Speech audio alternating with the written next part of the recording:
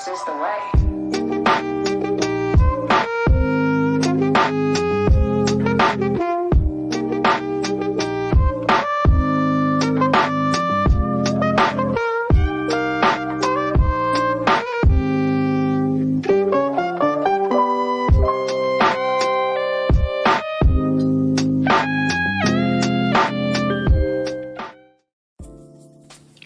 What's up, folks? This is JR, Rogue's Law, your resident asshole, and this is another Team Nerd Herd production of This Is the Way, a Star Wars origin, and this is a long time coming one. This is our good buddy Kev from Kev's Collectibles. Man, I've been trying to get you on for a while. When I thought of creating this show, you were the first name that popped on my list of that short list. I'm so happy we can finally sit down and geek out together. Totally, man. I'm so stoked to be here. So how have you been? I mean, how's life? Is it doing good down? Yeah, there? life's good, but we're still like in the last couple months of winter here, so it's still a bit wet and cold. But we're kicking into spring soon, so looking forward to that and getting into the beach weather again. And yeah, a lot of new life changes. I got myself a new apartment, and I'll be moving into that in a week's time. So next time you see me, everything will look a bit different, and I might have some more Star Wars stuff in the background. There you go. But at the moment, it's a bit barren in the room, so yeah. So obviously it's Olympics weekend. We're all enjoying it. Let's be honest, no one cares about Olympics. If I'm gonna watch anything, I'm probably gonna be watching Star Wars again instead of the Olympics. But anyways, let's go with some rapid fire type stuff. Okay. So, if you got your choice between a blue or green milk, what are you gonna drink? Blue milk. Okay. This one should be an easy one for you. Who shot first? Okay. Han or Oh, Greedo? obviously Han.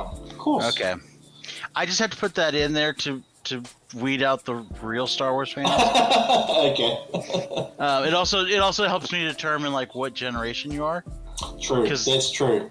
Because let's be honest, the old schools we're offended that they switched up that shit. Your favorite droid other than R2 and C-3PO? Oh. Let's see. I quite like Chopper, actually. I mean, he doesn't really speak, but I quite like Chopper. But R2D is the same way. He doesn't speak either, but he's still got a lot of charm. Well, that's true. Yeah, but I agree. Yeah, I like Chopper. He's a bit of a rebel and a bit of a troublemaker. So I quite like that about him. Yeah. I'm almost. Plus, he's got a lot of. Sorry. I was gonna say I'm almost if I had skills. They sell the online. You can buy Chopper kits and model. At Disneyland, they've got the droids, the R2 droids that you can build. Oh, so like how you can construct the lightsaber, you can construct a droid. Yeah. No way. So you can do a little R2 droid, and you can modify it with this kit that the people have made online to make it into a Chopper droid. Man, can you does it move and like you have a controller and all that kind of thing? The R2 does move normally. I don't know how it works with the modification kit. Yeah. I haven't really looked into that too much. But it's fun. I got one when I went back at Christmas in 2019. Yeah. And I use it to chase my cats around the house. I'm a cat man myself, actually. I love cats. Yeah. It hooks up to my phone, so I can just run around the house with it on my phone. It's great. So we're gonna go on vacation. You're gonna visit someplace. Just because I know you're hardcore and you'll know these places, I gave you a fun one. Yep. Dathomir or Dathomir? Dathomir. Yep. Mustafar. I always mispronounce that one. Or Malachor.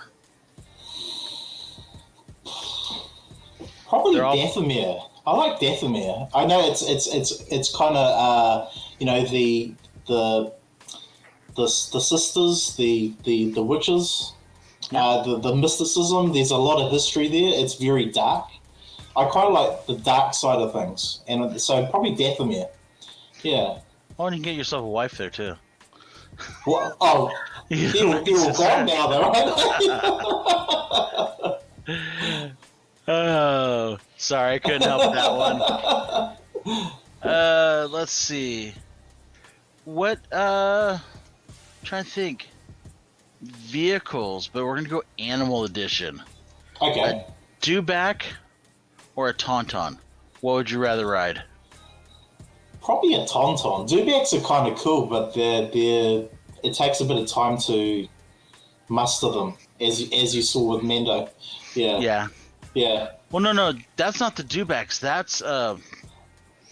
was the other one. Dewbacks were the giant like elephant like slug things.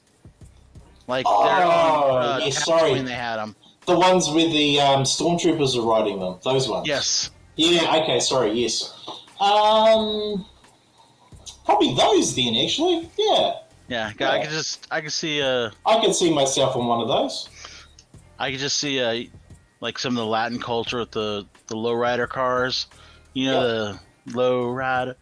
Put that up on the dewback. You can just kind of cruise down the street on the dewback. Yeah. They're pretty huge animals too. They could carry quite a bit. Yeah. Oh yeah. Yeah. And you don't have to worry about getting a speeding ticket with those suckers. Exactly. Yeah. So, let's go kind of in your past. Yep. How did you get into Star Wars in the first place? Okay, so long story. So, my very first memory of Star Wars. Okay, so I was born in '76. Okay. So I'm 45. I'm old. Hopefully, I look right behind you. I'm right behind you. I don't have the youth that like Sith Lordley has. He's a vampire, by the way. But my earliest memory of Star Wars, right? So I was 4 years old. I was on holiday with Mum and Dad in London. My dad worked for the United Nations, so we travelled quite a lot. Oh, nice. And I remember we're in this a dark theatre. I remember having a American hot dog. I remember the smell, and I remember opening the mustard sachet and the ketchup, which we call tomato sauce in New Zealand here. Okay. And seeing the opening credits, and the thing that I remember with the big walkers going through the snow. Oh, nice. That just made the impression on me, because I mean I was only a young kid, so I don't remember much when I was very young, but I definitely remember that. And the other scene that really got me was when Han was being put in the carbonite. Mm-hmm. Like it was like that. Those are the only two bits I remember. And then after that, back in New Zealand, we used to have during the school holidays. They used to have in our school. We'd have a big screen, and they would show the first and second movie. Wow. And I remember being there with all the kids, and obviously that was the first time I saw the original movie, and just connecting that movie with The Empire Strikes Back, and just being holy moly, and the other crazy thing is it wasn't just the kids left there by the parents. The dads were all there as well, watching, because they loved Star Wars as well. And I remember I just remember just going with my friends and watching it day after day after day, because most people would just go one day, but we just keep watching it again and again and again. Oh, that's cool. And it's just playing, like going over to my friend's place and like pulling out all the figurines and just playing Star Wars. It was just amazing memories. Yeah, a lot of nostalgia and just like good times when you don't have to, like, there's a carefree time in the world, you know? Oh, yeah. Good times, yeah. No, we didn't have that. We had, like, the days when the teacher didn't feel like teaching, so she'd put a movie on in class. Yeah. And I remember seeing, like, was it Return of the Titans, or Clash of Titans? Yeah. I probably saw that movie about 30 times. The old school one? The old school. Yeah. The old cheesy. From the 60s. Yeah. 50s or 60s. Yeah. Because that was like the one tape that they got clearance to just keep playing over and over again. I'm just like, okay, I guess we're watching this. That, and I remember like going to camp and seeing the first Indiana Jones one Oh, awesome. I believe it was the first one. That's the one where they pull the heart out. Yeah, yeah. Oh, yeah. The Temple of Doom. Yeah, yeah. Yeah. Yeah, it's going good, good, good, good, good, good, good, like this. Yeah, yeah. I remember seeing that like probably several times over like 3 summers. Yeah. And Karate Kid being drawn to. Oh, but I loved Karate Kid. Wax but on, never got wax off. never got like the multiple Star Wars chances. Yeah. You know what I mean? Yeah. At least not until we had like we're able to rent VCRs or buy a VCR, and then it was like, okay, now we can get the tape and watch it and stuff. Yeah. I don't know how they got hold of the film. Like these are proper projectors. So they could have been pirated. I don't know, but it was pretty epic at that time. Yeah, and, that is pretty epic. It's amazing. Yeah. Yeah. See, like I want to say, the Clash of the Titans was taped off the TV, so it's already like any of the like anything that's possibly going to be bad for like 5th grade kids is already cut out. Yeah. Yeah. That's also how I saw them. Like the first time I saw any of the Freddy Krueger movies was all. Oh, Freddy Krueger, yeah. Friday 13th, yeah. Yeah. So, obviously, I know you want to go to Galaxy's Edge someday. 100%. Yeah. If you were to go there and you were to buy a lightsaber, well, first let me back up first. Okay. What are you? Are you Jedi, a Sith, smuggler, fuzzy nerf herder? I guess. I would like to be a grey Jedi, like. Okay. You know what I mean? Not fully Jedi, not dark side. Maybe kind of like dabbling in between. That's kind of my style. Yeah, Quinlan Voss. He's a bit of a rebel, you know. Yeah. All the fun without any of the responsibilities. I see how it is. Yeah, Quinlan Voss likes his bald chicks too, doesn't he? Yeah. You know, as ugly as Ventress is, I love that character. She is amazing. She's actually one of my favorites. I absolutely love her. And I hate the fact that they killed her off in the books. Yeah. In the current books. I'm just like, she was such a great character. Yeah. I wish they would have played up her more to go against Ahsoka. Yeah. But they had a couple meetings in Clone Wars, but nothing too major.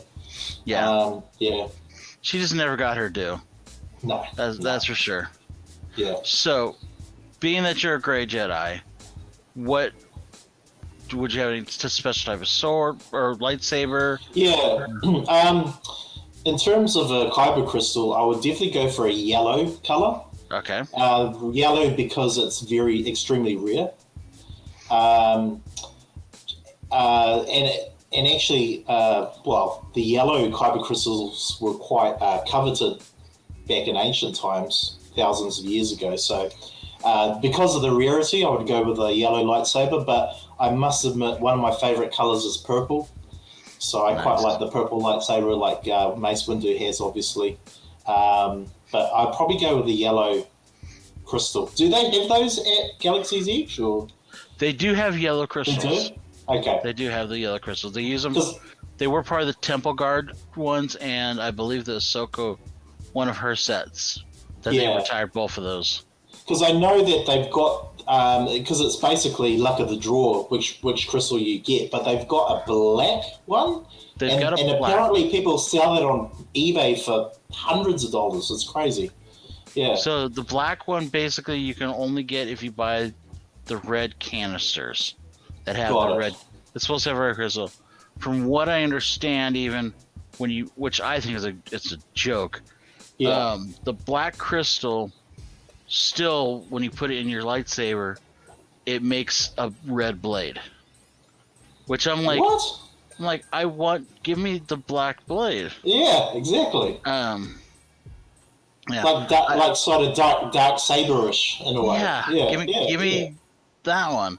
Yeah. I mean, I still kind of wish I hope they find a way. They're obviously working on it. I mean, I don't know if you saw the video for the new lightsabers that they're working on that actually kind of like spiral up. It's like it's basically two poles that come up and they kind of spin like this, Oh, and they actually come. It actually comes up like a lightsaber, yeah. and basically between the two of them, they're lights, but they're connected. And they're close enough that it makes so you can't see through them. Mixes. Okay. Yeah. So it actually is a lightsaber. And they've got different voices, or they're like Yes. holocrons, aren't they? Like recordings. Yeah. So each, from what I understand, every color, I think there's like 8 colors. Mm. Each one of them, they have a different cut of each crystal. So red has 4 different crystals itself. Oh, okay. And each one of those is cut a different way to help you distinguish. You can actually go online and there's charts to help you distinguish which ones you have. Wow. And they do different things. So like different voices.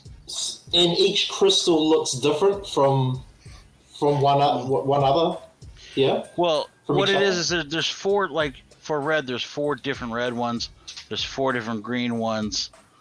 4 different black, or not black, blue, yellow, Blues. orange. Actually, I don't have orange. But anyways, there's 4 of each different color. Of each color. Yeah. Okay. Cool. But they're random. So, except for I guess now they've done, like there's some they call like Yoda 8-ball and Vader 8-ball.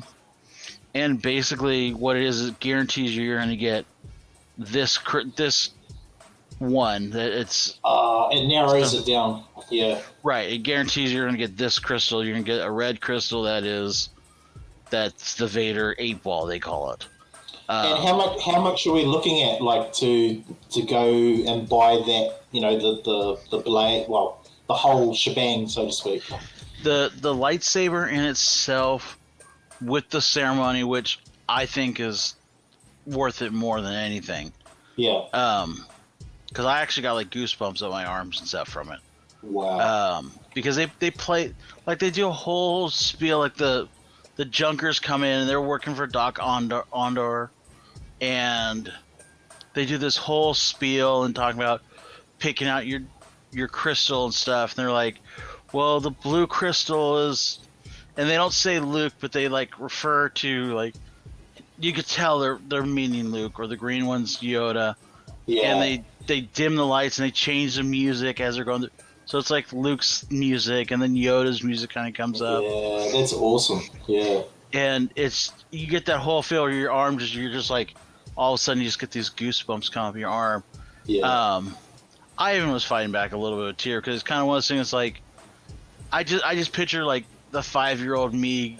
Yeah. Always wanted the lightsaber. Always had like the big roll of, like Christmas wrapping paper and stuff. And they're going vroom vroom vroom. Yeah. And now I've got to put together a lightsaber, and I get to hold it up, and it's real. You know what I mean? I got it in my hand. And me, you know how we were talking before, off camera before, how we're gonna have, like, you know, the volume, like not quite VR, but seeing. Just imagine that in the future, you could actually construct it yourself when you see the pieces moving across, and then like using the Force to construct your blade. Yeah. That would be amazing. No, they'll do that one day. I'm sure they'll do it some sort of, like, you know, they've got holographic technology already. It's just not mainstream. But just imagine being able to do that. That would be amazing. Yeah. Yeah. Yeah. Well, and I don't know if you've heard about the what do you call it, the hotel that they're building right now. The Starlight. I think it's called the Starlight Cruiser, I believe. Wow. It's supposed to be a completely immersive thing. So basically, you fly to Orlando, Florida. They take you straight to the cruiser, and once you're on the cruiser, it's like you're out in space. Like, it's completely immersive. The whole staff is in character the whole time. Wow.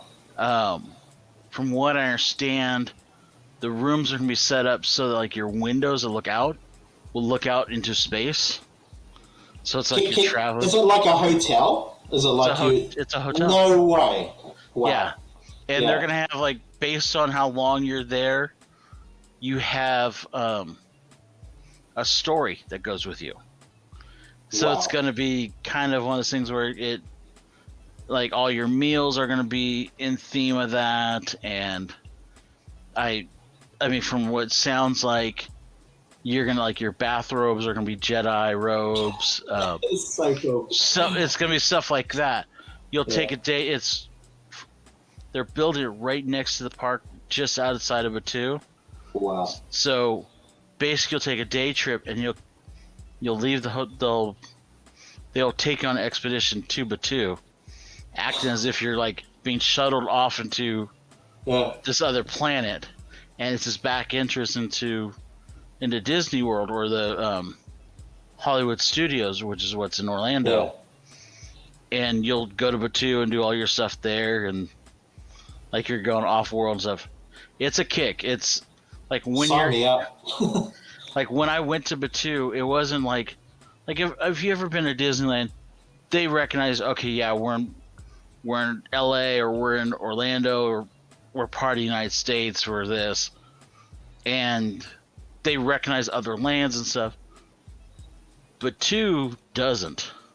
Like they'll say like you go, hey, where can I find Mickey Mouse? They'll say, you have to go find. He's off planet. You have to go find him in another system or something. Yeah. Like yeah. they completely play it like this has like what's Disney. It's a crack up. It's very cool. So you can get totally lost and be part of the whole, like you're actually living in that Star Wars world. Yeah. That'd be amazing. That's on my kick the bucket list now. 100%. Yeah. Sign me up. I'm ready. Yeah, but I Yeah. heard that hotel is massively expensive. Mm. I mean, it's. When do they finish construction of that? Or open it? I've heard it's already done, but I've heard also Wow. next year. I mean, I'm not exactly sure. It's probably been booked a year ahead or something with the popularity of it. Yeah. I Well, can imagine.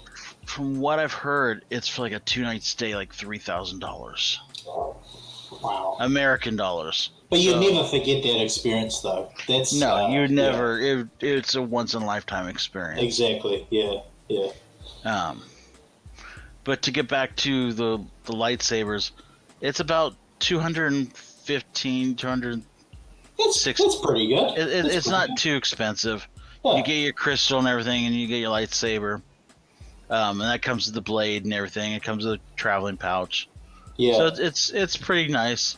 I've got it up my wall over here. So the only thing that's bad that they have a problem with is if you leave the batteries in. And no, it drains the batteries. It never fully turns off. Oh, got it. Okay, so you need to take them out. Yeah. Yeah. Yeah.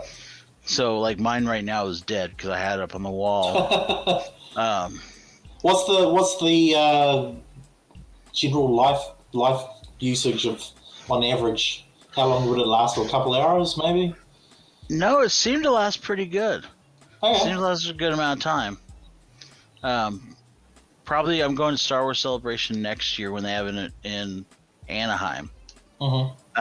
I'll probably end up buying another one when I'm there.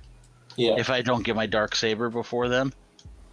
And then I'll probably Dark Saber is amazing. Yeah. Yeah, but it's sold out so fast, and Yeah, I heard about that too. Yeah. they haven't It looks restocked so any yet. Apparently, they've got it down like almost perfect to the actual prop, and sounding exactly like it is on Mandalorian. Yeah. Yeah. It's got that a metal sound to it when it's turned on, if you know what I mean. It's kind of yeah, metal twang to it. Yeah. So, speaking, aside from the fact of when Moff Gideon comes out with the dark saber, and you just went, Yeah. oh shit. Yeah. Is there any other favorite moments in Star Wars you have? Like, you know it's coming. You're just like, okay, I gotta sit down and watch this because it's gonna be epic as always. Well, in the Mandalorian show, in particular. Well, just Star Wars in general. Any Star Wars, like if you're watching, because like sometimes I'll turn on the TV as background, but I'm doing stuff, I'm moving stuff, and sometimes I'll flip through channels and find because too many commercials or whatever, and end up running into Star Wars, and like I'll see like a scene, like I know this scene's about to come up in like a couple minutes, like the storming of Hoth at the beginning of Empire. Yeah. And I'm just like, I gotta watch that. I mean, I've seen it 100,000 times, but I gotta sit down and watch it. Yeah. And then you end up watching the whole damn movie. But you know how there's those moments that you just like, okay, I'm gonna watch this and then I'm gonna get back to whatever the heck I was doing. But you gotta sit down and recognize just how great the movie is. Is there anything like that? Any moments for you? Well, okay, if we're talking about Mandalorian, I mean, you're talking about movies. I know you don't like the actress, but that scene where, because I'm a huge Ahsoka fan, that episode where Ahsoka's going through that forest and it's all dark and she's just like laying down the pain. I absolutely love that moment. I've seen that episode, just that, all the fighting scenes and stuff, probably, I don't know, 40 times. Pretty addicted to it. And for me, that moment's awesome still. Yeah, even because I can also go, odds are that wasn't her. Yeah. Well, it's just that the way they did it, Filoni did it. They just went straight into it, just like bam. It wasn't just like eased in and gave you little teasers. It just was like bam in your face, and it's just like full on action. It's just like that pent up. Like, you know, you've seen her in the Clone Wars, you've read the comics, and just to see her on live was just a massive thing for me. In terms of the original movies, it's hard to say. There are just so many moments. But the thing that always gets me the tingles is the opening scene of the original Star Wars, when the credits are playing, and then you see the destroyer, you know, chasing the rebel ship. Yep. And seeing the planet there. That opening scene is just like it just brings tingles every time. And I think a lot of other people feel the same way. It's just the music, the awe of it. I mean, even now, even if you see the original cut, even it hasn't been remastered or anything, it just still brings that. I don't know, maybe it just brings back the memory of seeing it for the first time and feeling that, and just reliving that feeling. I know it's hard to explain, but for me, that's probably what it is. Yeah, that opening scene. Yeah. There's also no scene like that where literally, I mean, you have gunfights and stuff in movies, and you're in the middle of that, but you've never had where a spaceship's come above you. Exactly. It's massive. Just kind of coming down, and you're just going like, okay, this is going to be on this whole different level, whole different scale. And it keeps going and going and going. It's just so massive. Yeah. And you're just like, you feel like you're about to get beamed up. Yeah. And I know this might sound weird, but the bit where C-3PO and R2-D2 get ejected from the escape pod, and seeing that actually eject, and then the little the arms that clamp onto them go like that. For some reason, that I just love that scene. I know it's weird, and then seeing it tumble down to the planet. Yeah. Just something, and then probably another one would probably be Empire Strikes Back, when the droid crashes into the probe droid, and crashes and pops up, and then the transmission sound it makes, it alert, you know. Yep. So it's pretty iconic. I like that. Yeah. I will say though, because of Mel Brooks, I have whenever I see the escape pod go down to Tatooine and them come out, I just think of the giant damn comb going through the sand trying to find them, and I'm just like, I always snicker at that part. Yeah, power of the Schwartz, wasn't it, something? Yeah. Yeah. Classic. No, that's one of those moments. Ludicrous speed. Yeah. I need to sit down and watch that movie again. It's a classic. Yeah. We were debating a couple months ago on the show about that movie or Galaxy's Quest. Oh, Galaxy. Which is the better movie, and I'm just like, It's got to be Spaceballs. I tell you what, Sigourney Weaver was hot as hell in that. Blonde with the push-up. She was stunning. Oh, yeah. Don't get me wrong. Absolutely stunning, mate. Don't get me wrong. Yeah. Galaxy's Quest was an amazing film. Yeah. Practically perfect. Yeah. But it's still not Spaceballs. No. I mean, just that big old helmet with Rick Moranis pulling it up to try to hear people say it. I mean, it's that, and then it just reminds me of like all those cheesy movies like people made, like Thumb Wars, and Hardware Wars that they did with the egg beaters and stuff. Yeah. I don't know. To me, it's just all that spoofing just cracks me up. Yeah, my friends still talk about that movie too to this day. Yeah, it's a great one. I like that scene where Princess Leia, or I forgot the name of the actress at the time, she's got like the headphones on or something, and she takes them off, but they look like Princess Leia's buns, the hair buns. Yeah, just like silly things like that. Yeah, just funny. Yeah. So, obviously, all your stuff is packed up, but do you have like anything like we can kind of picture, like any favorite items that you have that you just I've got just got one thing here, but I mean the things that are like the most coveted in my collection would be Clone Wars #1, the Dark Horse 100 variant. So that's the purple cover by Dave Filoni. So I've got a 9.6 CGC 9.6 of that. So that's right up there. I've also got the Jedi versus Sith #1, the Dynamic Forces variant. That's the one with the gold Star Wars letterhead, and they only made 2,500 of those, and I have that, and it's still in its original bag with the certificate. So that's pretty awesome. But in terms of like, I'm really big into the Star Wars Insider magazines, and this is probably the one I have. Pretty. It's just so amazing, eh? It's just that green and Ahsoka, her stance, like she's just about to run out. Yep. And it looks like she's leaping off. So amazing. It. Yeah. But it's just I've got that one is like it's already been opened in the bag, and I was able to get the sealed version as well of that too. That's cool. But that's probably one of the only things I have left that I haven't unpacked and sent through. But yeah, those are my probably top 3 coveted pieces in my collection. Yeah.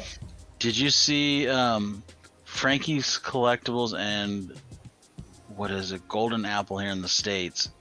We're doing a Star Wars Insider number 204, and it's a Yoda variant with a glow-in-the-dark lightsaber on it.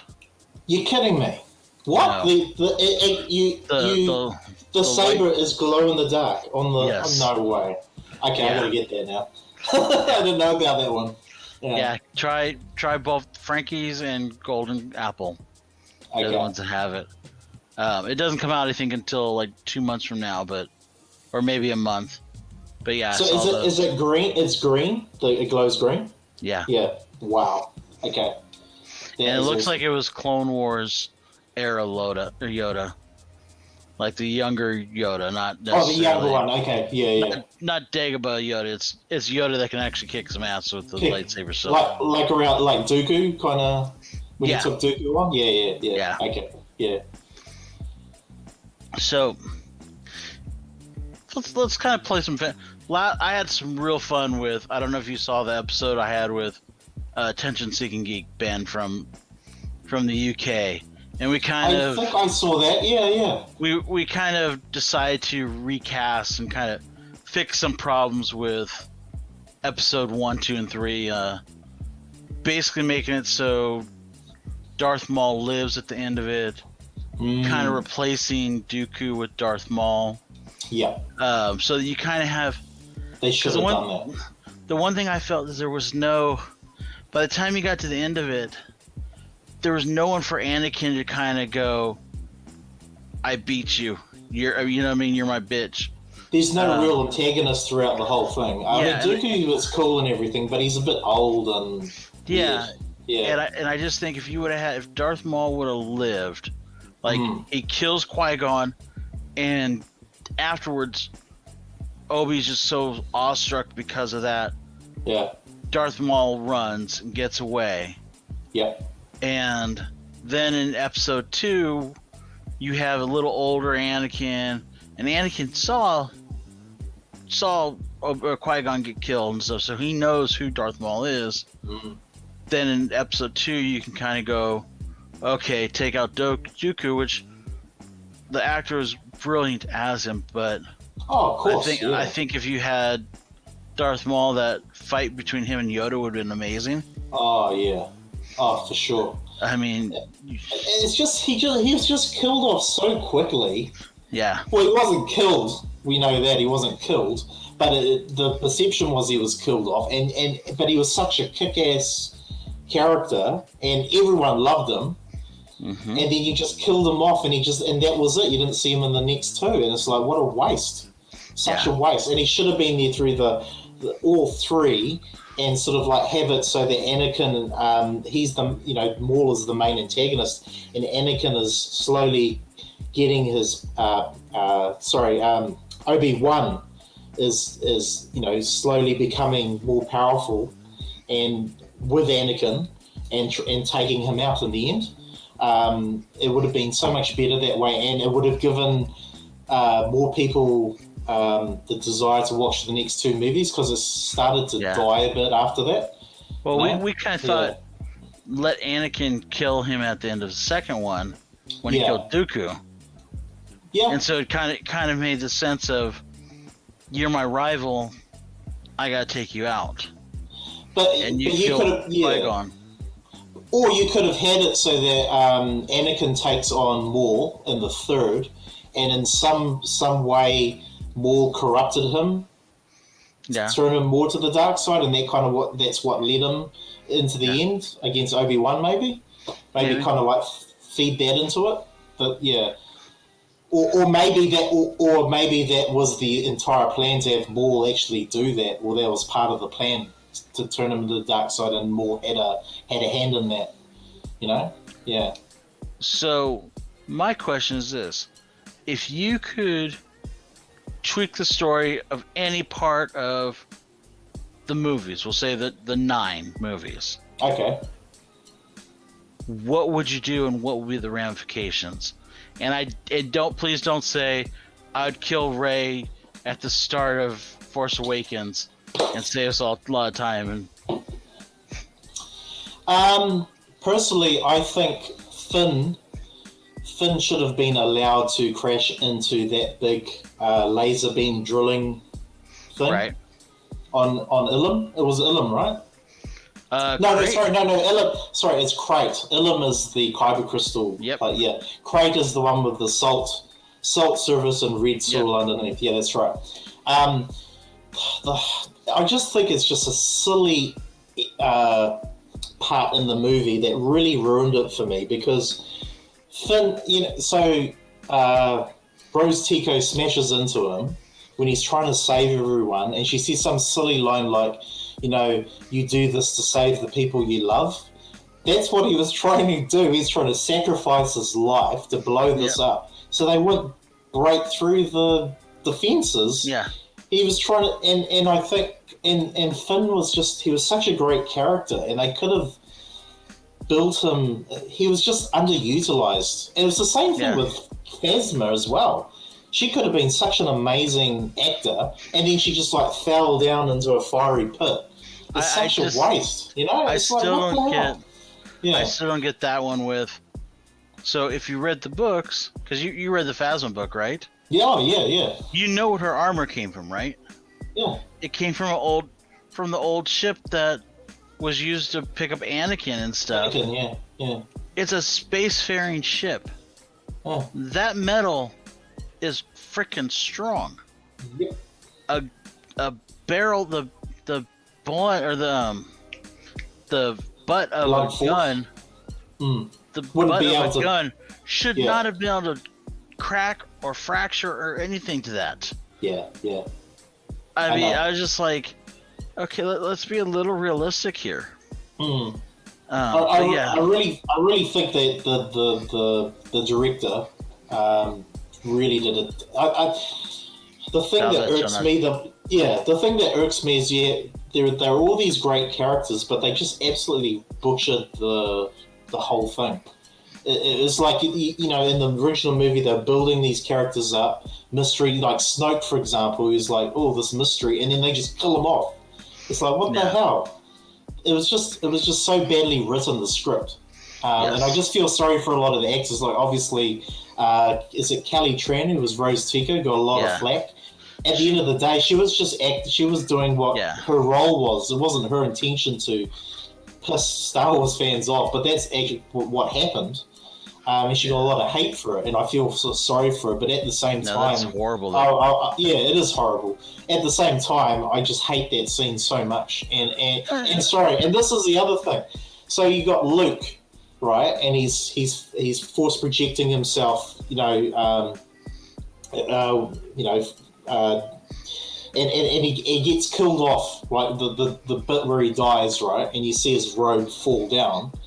The bizarre thing is that he's got a cybertronic arm, right?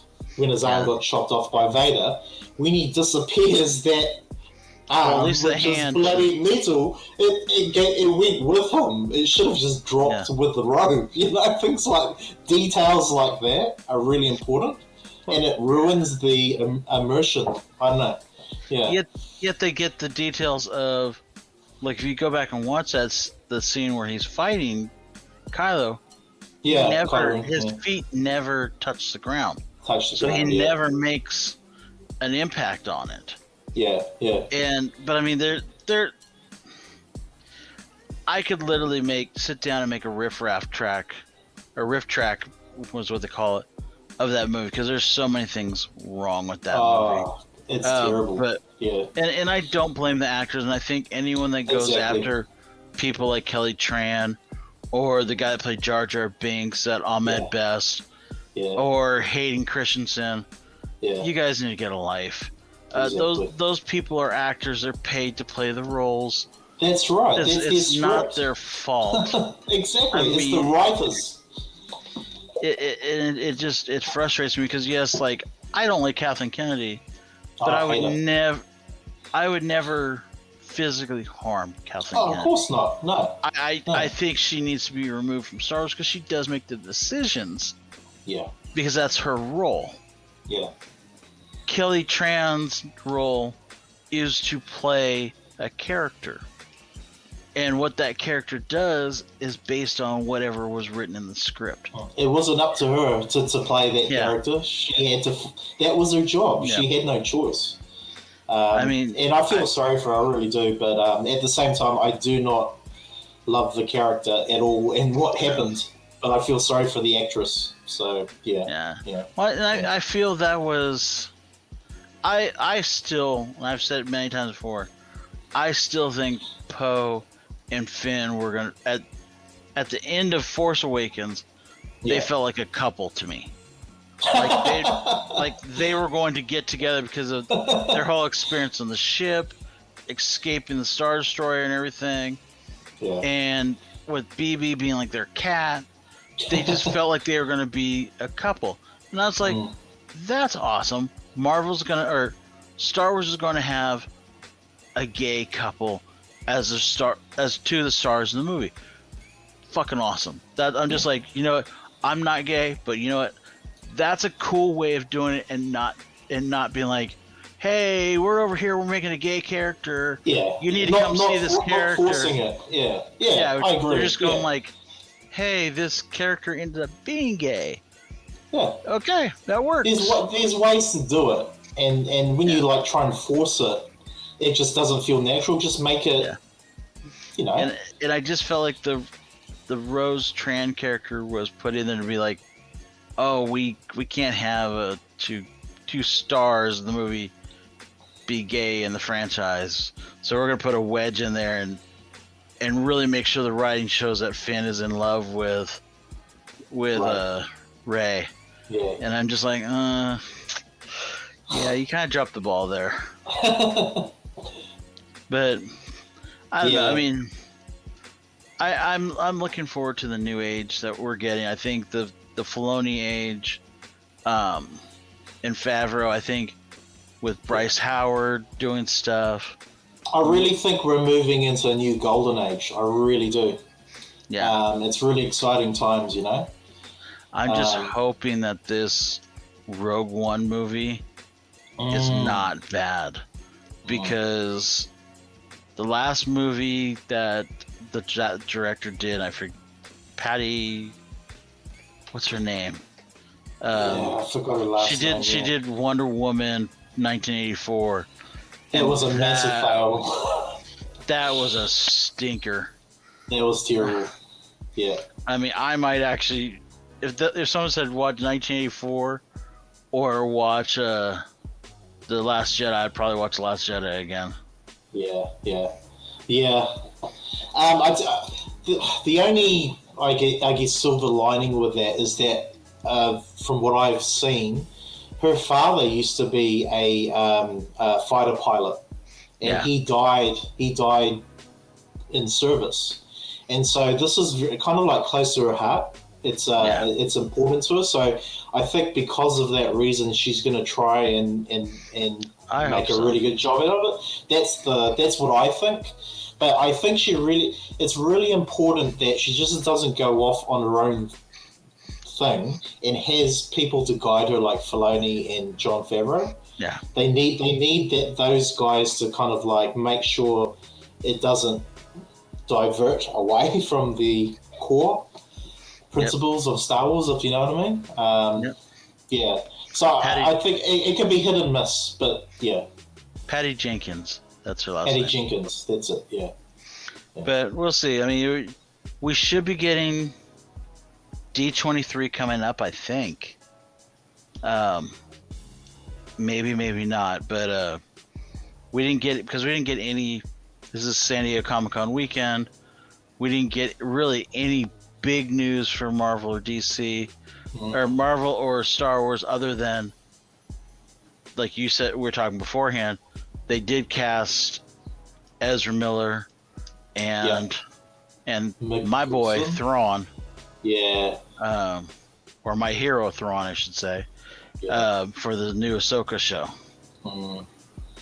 I think they've cast them perfectly. They look. Well, I mean, the actor for Thrawn, he's the actual voice actor in the Clone Wars, isn't he? Yes. And he looks the part. He looks regal, and he looks like Thrawn. If you can kind of imagine him with that makeup, he would be perfect. He is going to be perfect. I was still kind of rooting for Pierce Brosnan. I think Pierce Brosnan. But I think he might have been too old. That's what I was going to say. When he was a bit younger in his James Bond years, or a little bit after that, he would have been okay. But he's just, I've seen him in a recent movie. He's looking really drawn. Yeah. I don't think, maybe a few years back, but not now. And I think that's probably part of the reason why they selected this person. And the person that's playing Ezra, I think he looks almost exactly like Ezra. I think he'll be perfect for the role too. So I'm really happy with the casting. Yeah. So let's play a little spec here. Yep. Do you think we're getting Mara Jade soon? That's a tough one. That's a real tough one, because apparently Mara Jade doesn't quite fit.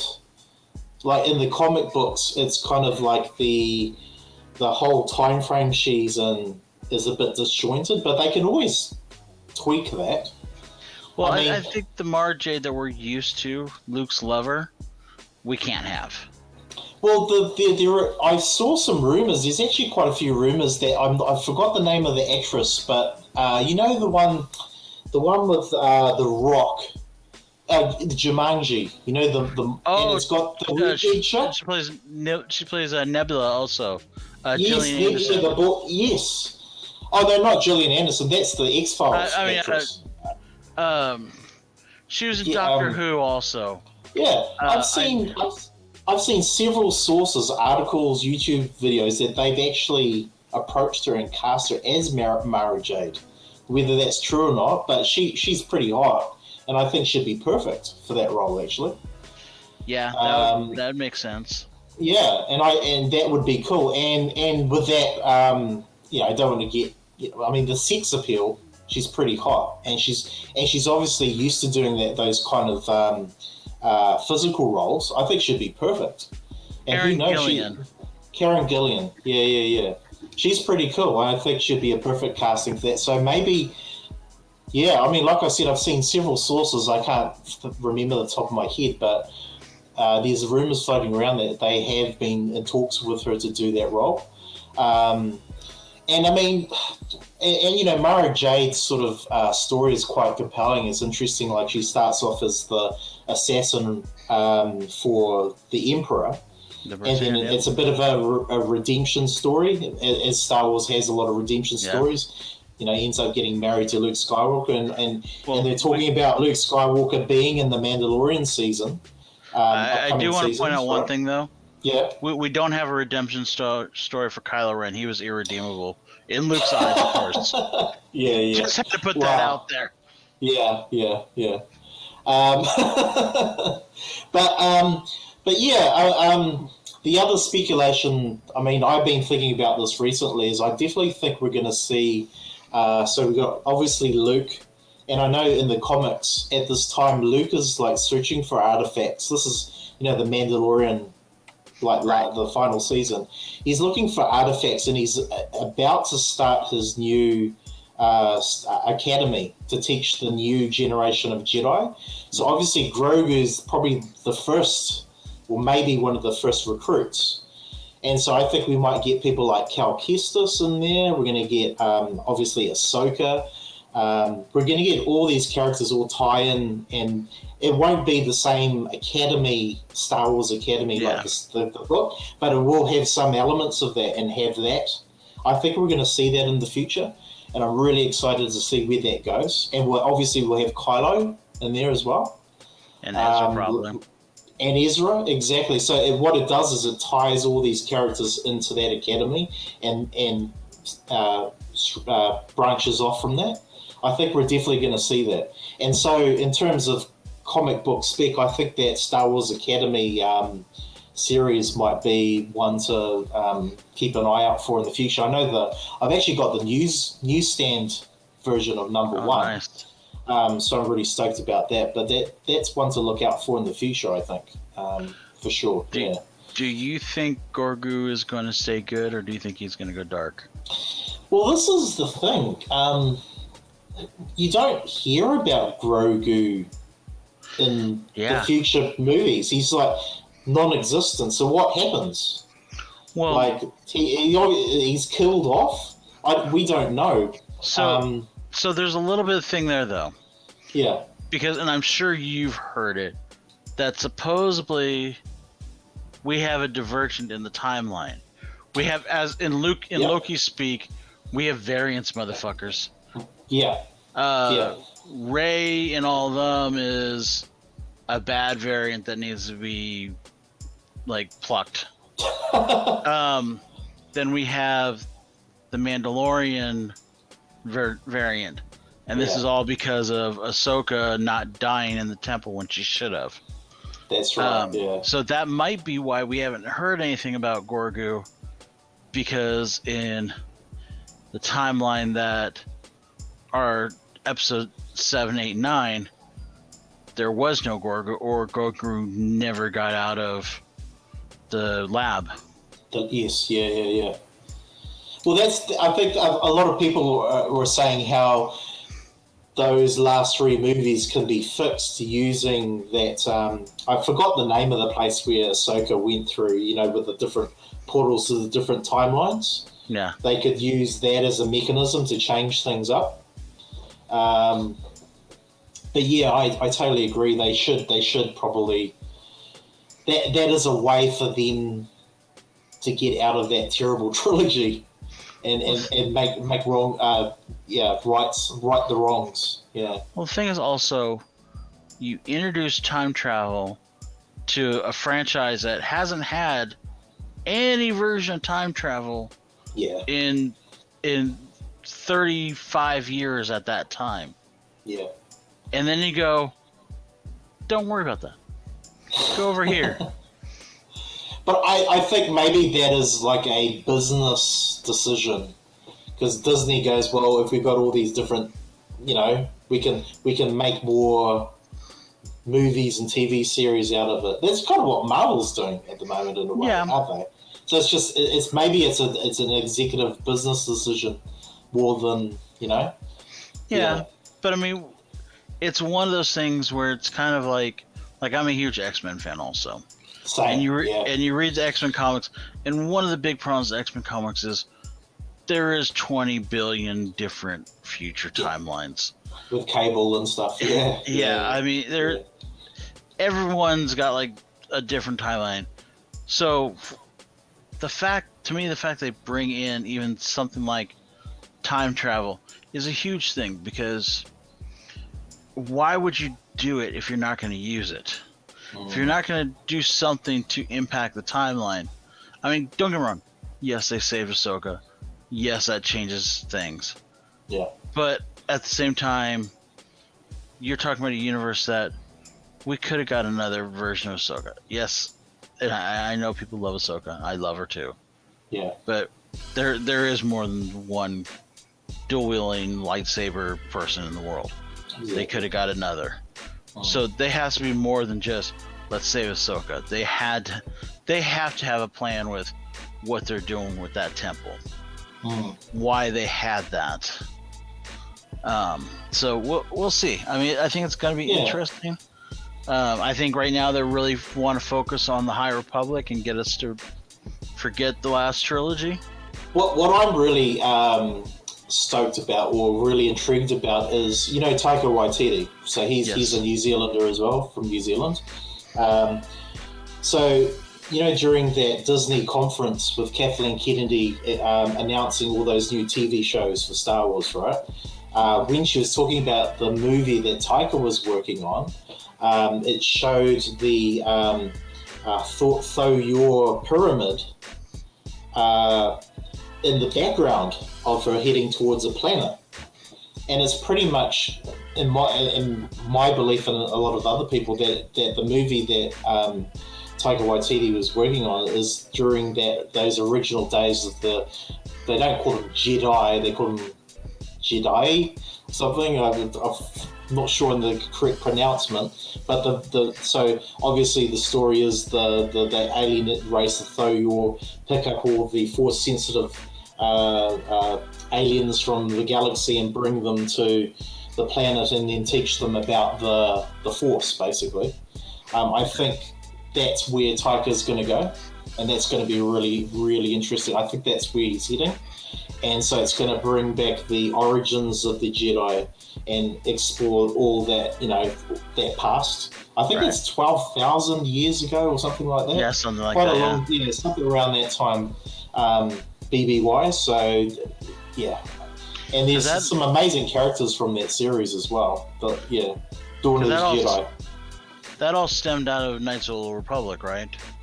That was the race that stemmed out that because I remember you were going around trying to, I mean, obviously Revan's in there. Yeah. Spoilers. But you're going around finding these temples and stuff, and there was an ancient race, like a race that was from a long time before that you're doing, and that's the race you're talking about for for Taika Waititi.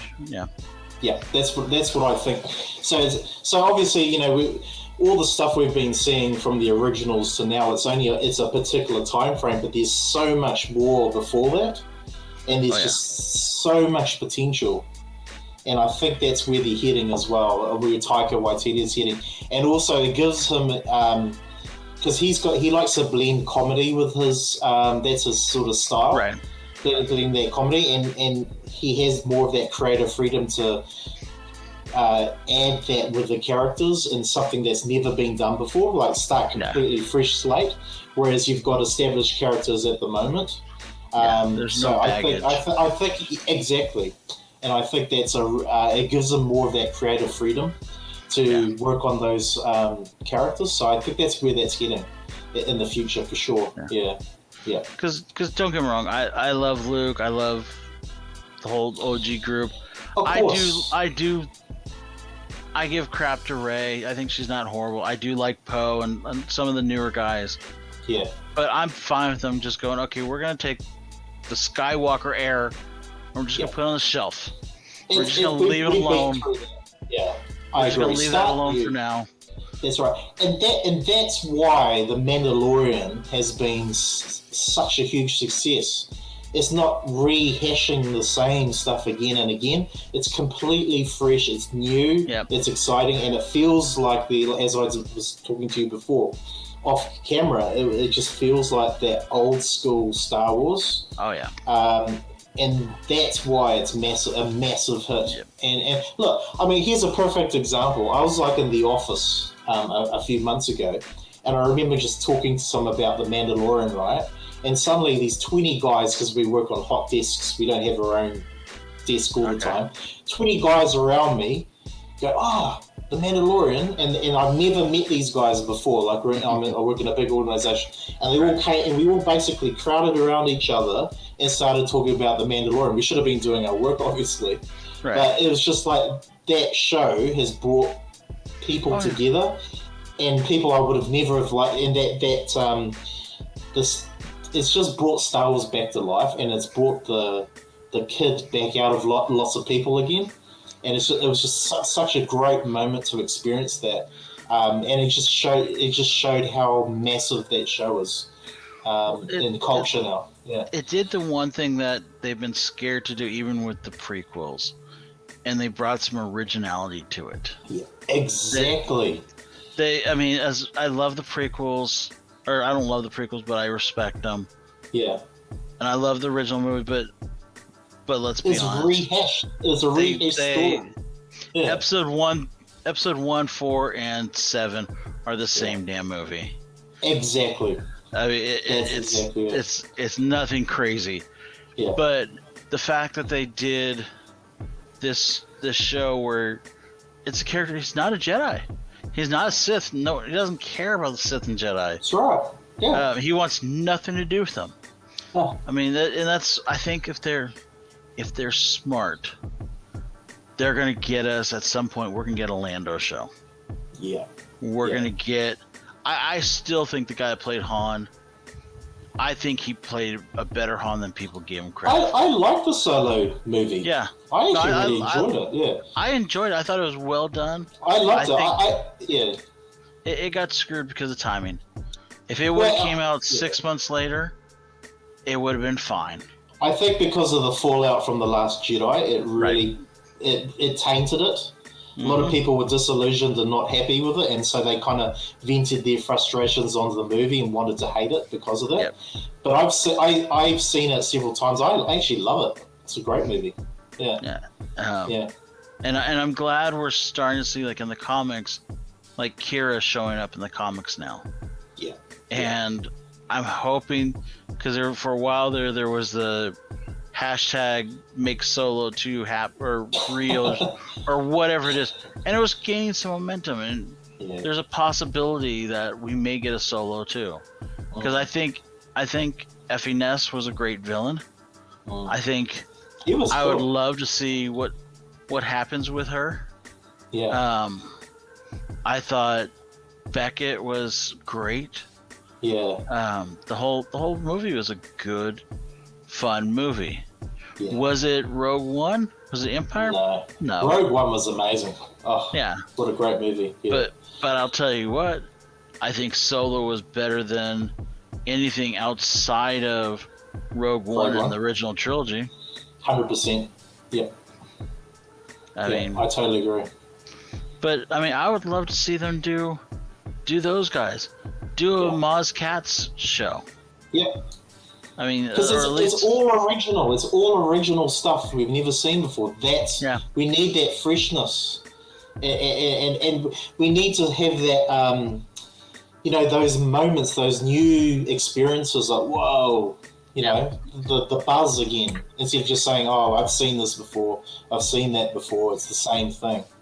And that's the other thing. The Mandalorian show, it had even the music is original. You know what I mean? It's not the same Star Wars theme played again and rehashed. it's just everything is fresh. That is so important, I think, moving forward. And with Dave Filoni and Jon Favreau behind the helm, I mean, I think they've been promoted. Those guys, obviously, they definitely have been promoted recently.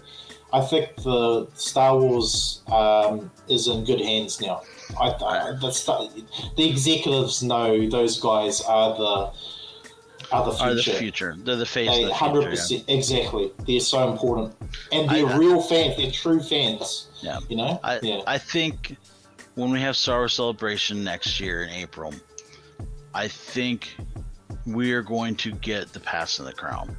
I think Kennedy's going to step down and say she's done. Yeah, and I think we're going to get Favreau or Filoni taking over the mantle and running the show. And I think we're going to have those two with Tiki running movies, with Bryce Howard doing stuff, and the other directors that are doing the Mandalorian stuff, because they all know the style that they're going for. They're all brilliant directors. 100%. And all they need was a chance, and they got that chance, and they showed it.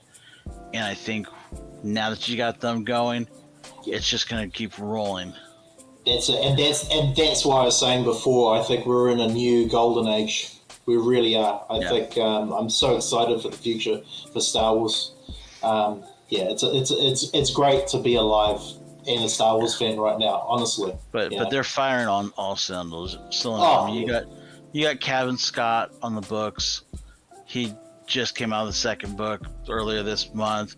That was really good. You've got the comics that are Charles Soule and all these other guys that are writing the comics are amazing. Yeah. And then we got Book of Fett coming later this year. Yes. Yeah. Which we're finally getting the Fett that we all want. Tamira Morrison, a New Zealander as well. Yeah, there you go. Yeah, I mean, you just look at it and go, because he was the joke he was always the coolest character. That was the biggest joke, though, because he looked so badass, and he had like 2 lines in all the trilogy. And it's just like, yeah. And now Phasma's got that title, but we're gonna get Book of Fett. Yeah, I'm excited for that one. I think we're going to see a lot of flashbacks. Like, the one I'm really interested to see is how he gets out of the Sarlacc pit. Yeah. I mean, you can see, in the Mandalorian season, you can see all the damage on his face from the digestive juices of the Sarlacc pit. But how he got out, they might use the I can't remember the number, the Star Wars 40. Oh no, it wasn't 40. I can't remember, but it has a story where he gets out of the Sarlacc pit. It actually spits him out. Okay. Or he rockets out. They might use a bit of that. Yeah, that was from a. I can't remember. Was it Tales of the Bounty Hunter that did it? No, it was a novel. It's the Star Wars. I actually have the copy here, but it's got Han Solo centerpiece with the Millennium Falcon, and it's got Boba Fett and Leia on the cover. Okay. Can't remember the number. Maybe it's yeah. But there's the story of how he got out of the Sarlacc pit. Out of that, they may use that, and that's why that book is quite big at the moment. Yeah. And it's gonna be interesting because you got Dengar that fell in there. Yeah. He's actually a really interesting character. If you actually go into, a lot of people just remember him as a bounty hunter and wearing the wrappings and stuff, and he's like a weird looking fella, but he's actually got a lot of backstory, and he's got a bit of a grudge against Solo as well, doesn't he? Yeah. He used to be quite the bounty hunter and a very famous what's the name of the racing land speeders? Oh, yeah, pod racer. Well, not like the one that's in like Anakin used to race. You're not talking about swoops, are you? Yeah, maybe it was a swoop, but he used to race those, and he was the best. And then he got in a tangle with Solo. Was it Solo? I think so. Anyway, and he got injured, and he wasn't as good as Racer anymore, and so he's always had that grudge since. So I think he's a great character, and they could definitely bring him in. Yeah. You heard one of the new rumors of what they think his origin is, right? No. Tied to the Bad Batch. They think he might be Crosshair. Like really? An older, because remember that there's an episode this season where he got burned or something, and Crosshair had the bandages like this and like this. Yeah. If you look at it next to a Dengar, it looks kind of familiar. I mean, I mean, it's not perfect. Yeah. But it's obviously like 30 years earlier too. So go back, or 20 years earlier, go back and look at it, and it's kind of funny that people think that's the case. But who knows? Because I mean, we've got Bad Batch are saying we'll probably end up becoming that Scar unit out of the Star Wars books, the Jason Aaron run. I reckon the way it's going to play out is that Crosshair they'll get him back onto their side again, this redemption thing, and then something bad will happen. He'll get killed off, or maybe he'll turn back to the on side of the Bad Batch team again and save their lives in a final ditch attempt. Oh yeah, or something. he'll have some type. I mean, it'd be something like that. I don't think he's going to survive. I really don't think so. Yeah. What do you think about Omega? Omega, she's awesome. So obviously, I know the her voice is a New Zealander voice as well. She's an actress in New Zealand. Mm-hmm. But Omega's such a great character. She at first I didn't quite like her, but she's proven herself. Like, for example, this is one of the problems with Rey I have is she's like a Mary Sue, where she's got all these powers suddenly and all that kind of thing. Omega has proven herself on several times to be a real valuable part of the team. Yep. And so she's built that up, and she's a really great character for that reason. And obviously, it's so cool that she's the sister, literally, of all the clones. Yeah. And the sister of Boba Fett. I mean, that's amazing, and pretty cool how they use Omega as the last letter of the alphabet, and then Boba Fett is obviously the Alpha.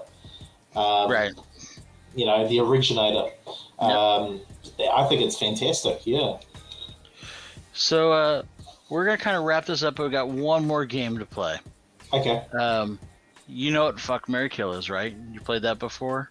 No. Okay. Is it a drinking game or something? No. So, Fuck, Marry, Kill is basically, I'm going to give you three character names. Okay. And in the traditional sense, it would be one you're going to marry, one you're going to take out back and kill, one person you're just going to have a night of fun with. But this one is Sarlacc Pit, Rancor, and Carbonization. So basically, Rancor, no matter what their skills are, whatever, they have to fight a Rancor. They're going to die by the Rancor. So kind of a quick death. Okay. Think of it that way. Sarlacc Pit is, you just can't stand this person. They're going to be gestated for 2,000 years. Yeah. Carbonization is, you got a trophy on your wall. Yep. So the first batch, and I try to balance them out. So the first batch is Jar Jar Binks, Rose, and Holdo. Oh my goodness. Kill. Sorry. That's an easy one for me. Kill. But I feel sorry for the Jar Jar Binks actor. Well, no, you don't get to, but you don't get to do that. You have to keep one on your wall. So you have to carbonize one. Okay.